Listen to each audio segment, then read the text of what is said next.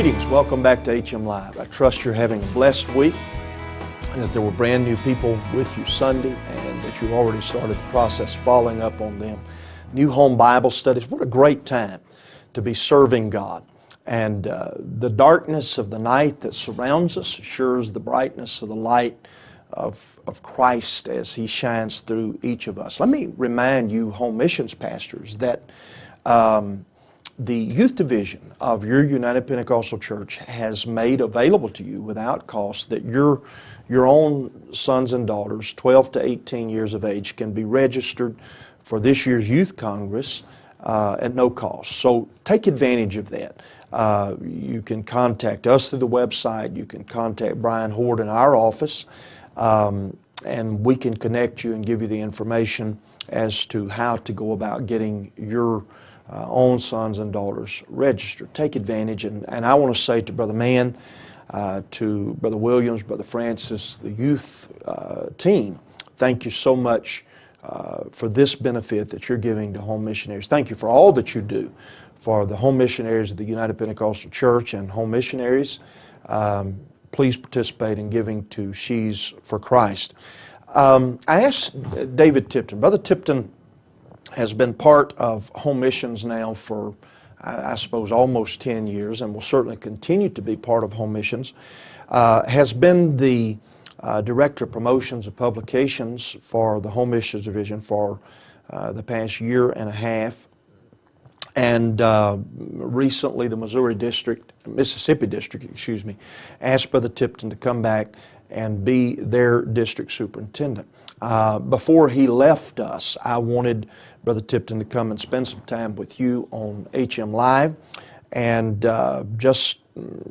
first of all, welcome, Brother Tipton. Glad you're here. Thank you, Brother Coons. A delight of mine. And I want to say thank you in a very personal way from home missionaries and from all who are involved in home missions for the work that you've invested and for buying into what home missions is all about.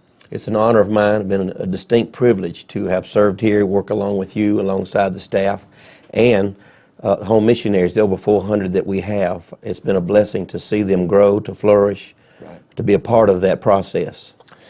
A lot of folks have all kind of perspectives. I had a perspective, most of which was erroneous. I'm sure you had perspectives and thoughts about what it was like to be here at the Vatican, a World Evangelism Center, 8855 Dunn Road, Hazelwood, Missouri, hallowed ground.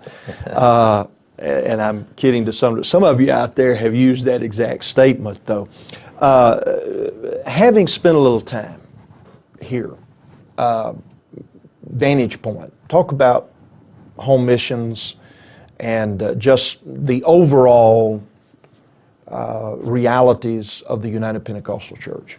Well, coming here, I think I had a positive attitude to begin with about the perception of WEC. I came here knowing that I had worked with the Home Mission Division as a Home Mission Director for 10 years in the state of Mississippi, that there's a lot of good people here that provide a good service to our constituency. And having now served here for nearly 2 years in the division itself and then working here with many people of WEC, it just only solidifies what I thought from the beginning, that yes, there's a lot of good people. Our constituency gets a lot of services provided perhaps they're not even aware of. Right. It's kind of like you don't miss the well till the it's no longer there. Yeah. Right, to the weather. But I jotted this down. I found this statement. I want to share it with you. But Newsweek columnist Milton Friedman said, "No single person in the world can make a pencil by himself. The wood comes from a forest in Washington, the graphite comes from a mine in South America, and the eraser comes from a rubber plantation in Malaysia. Thousands of people cooperate to make a single pencil." So I feel that way about working here with you, the Home Mission Division, World Evangelism Center. It's not about one person, one division, but it's us together providing a service to our constituency and promoting revival around the world and especially North America. You know, it's amazing. You and I've heard you use that illustration before. It's a great example there are people here, and I've actually told one or two of them this, that I'm so glad I don't do what you do. But I'm so glad God called you to do what you do. Somebody has got to do. Right. It's all the pieces coming together to help undergird the local church. Now, you're going back home basically to Mississippi. Talk about the Mississippi district in the sense of the number of churches you have, churches per capita, what areas are under-evangelized, need daughter churches, and that sort of thing. Right, and thank you for that opportunity. And I'm honored that the brethren in the Mississippi district would ask me to come home to serve them. And I think every person even seeing this should also take to note that they're in their own district. They need to know this information and pray and promote revival and evangelism. But Mississippi, there are 479 zip codes. We have, I think, 165 churches. Right. So you can see right now that we are not scratching the surface, and then we're right there in the middle of the Bible Belt.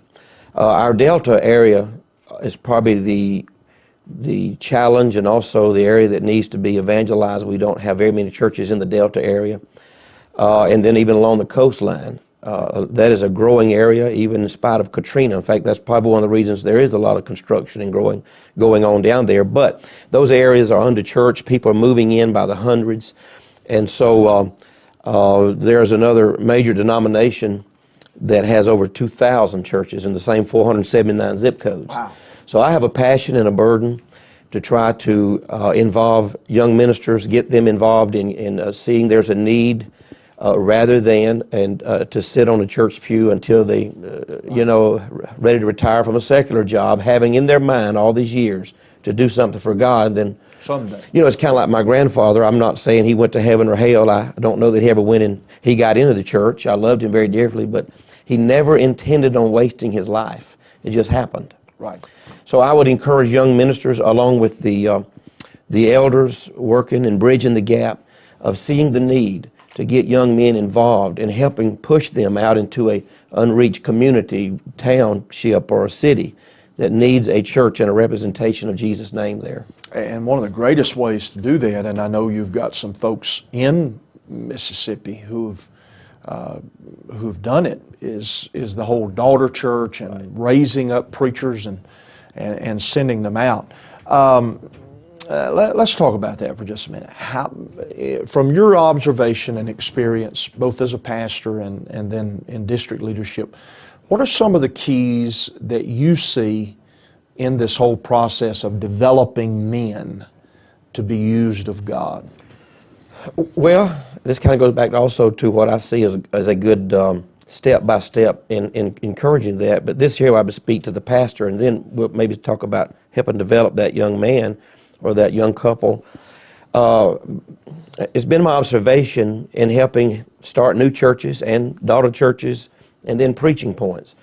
I've seen it work more favorable and seem like it works out better and there's more success that at first we promote a preaching point, get that young man and maybe go into a community of subdivision and get Bible studies going and do that. And then let's look at, maybe have certain criteria, certain steps and benchmarks to move that young man into then later becoming a daughter work. Right. And then in helping that young man with that daughter work concept for a while. And then if need be, I've actually seen it to where it got to a place that daughter work could actually be an autonomous church and go ahead without stepping into the home missions aspect of it. But if need be, they could go from preaching point to daughter work to a home mission status, which is a 5-year status. And that just creates another opportunity for networking and things that we provide here at Home Missions Division. But I think those steps could be incorporated with helping that young man and his wife, wherever what the scenario might be, in promoting that man to get his ministry going. The challenge, first off, to sit and teach a Bible study. Mm-hmm. Also enhance that young man's ministry when he starts standing behind a pulpit preaching. Definitely. Yeah, you're almost, you're communicating to one. That's right. And the best books I've read on preaching make that point, that even